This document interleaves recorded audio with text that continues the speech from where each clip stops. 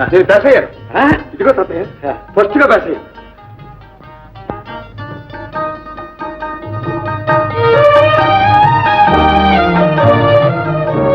అదేమిటి తాతయ్య కళ్ళ నీళ్లు పెడుతున్నావు ఎందుకు?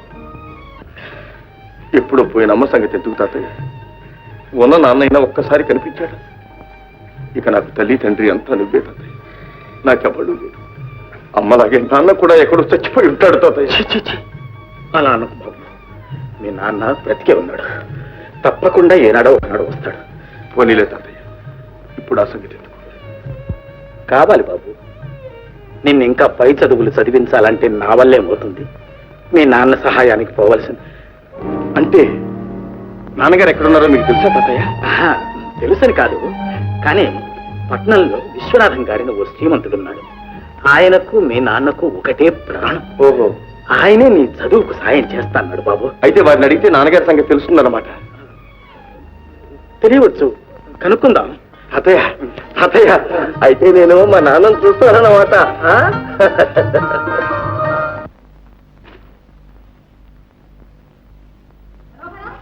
మనోహరం ఏమండి? ఏడండి అబ్బాయి మనోహరం? వాడు మనోహరం కాదు, మన ప్రాణహరం. మొదలెట్టారు. వాడే మీ సొమ్ము తిండలేదు, మీరేమీ అని అనక్కర్లేదు. అయితే నువ్వు నన్నేమీ అడగక్కర్లేదు. అడగను కానీ అబ్బాయి క్లబ్ లో ఉన్నాడేమో సార్ ఫోన్ చేయండి. బాబా టైం అయిపోతుంది, లేవండి.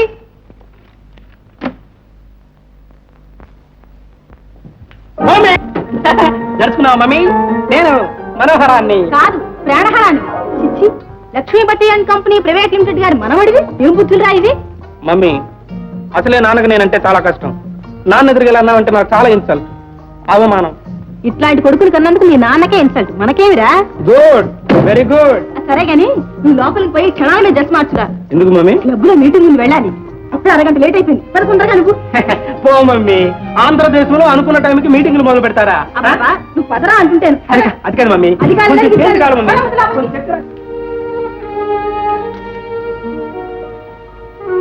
అమ్మా.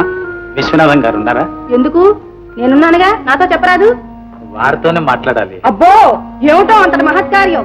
స్కూళ్ళని, కళలని, దేవుళ్ళని ఏదో పేరు చెప్పి చందాలు వసూలు చేయడం, అవన్నీ దిగమిగి కూర్చోవడం, ఇదో రకం హై క్లాస్ దోపిడీ. ఏమయ్యా, ఈసారైనా డబ్బు తెచ్చావా, ఒట్టి చేతులతోనే వచ్చావా? తీసుకొచ్చాను బాబు. లోపల కదా.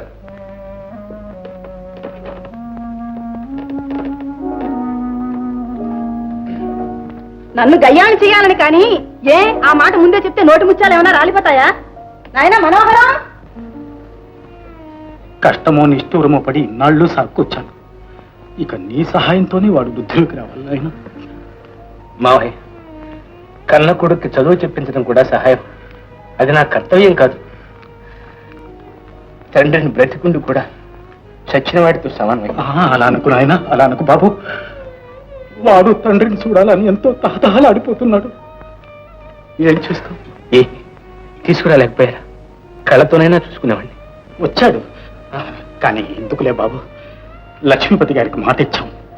పైగా ఈ రహస్యం బయటికి పొక్కిందంటే నీకు ఈ మాత్రం సుఖం కూడా లేకుండా పోయాను. సుఖం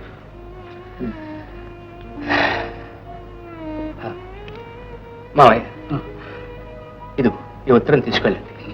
అంతా అందులోనే వ్రాశాం. బాబుని వారికి అప్పగించండి. కావలసిన ఏర్పాట్లన్నీ వారే చేస్తారు. మంచిది నాయన.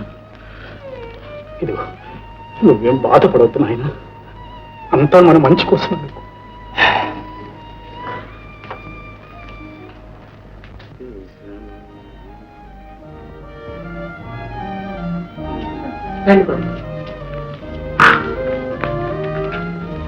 నమస్కారం అండి. నమస్కారం. రండి, కూర్చోండి. ఏదో మీరు కూర్చుంటారా, మీరు నిలబడమంటారా? అయ్యా, కూర్చోండి. అబ్బాయి ఎక్కడ? అబ్బాయి అక్కడ బయట వరండాలో కూర్చోబెట్టానండి.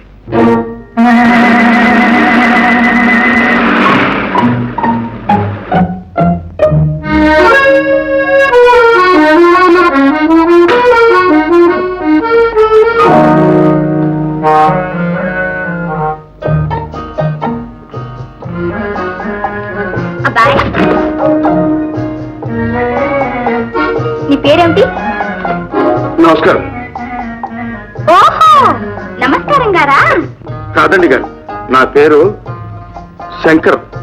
శంకరుడు గారా? అవునండి గారు. అక్క ఇంకే అదిగో మూడో నేత్రం, అది జటాజుటం. ఏవండి నెత్తి మీద గంగలేదేవండి? మా ఊరి చెరువులో ఉందండి. కాస్త తన్విస్తే నెత్తిన ఎక్కడ నున్నాగా ఎక్కి కూర్చో.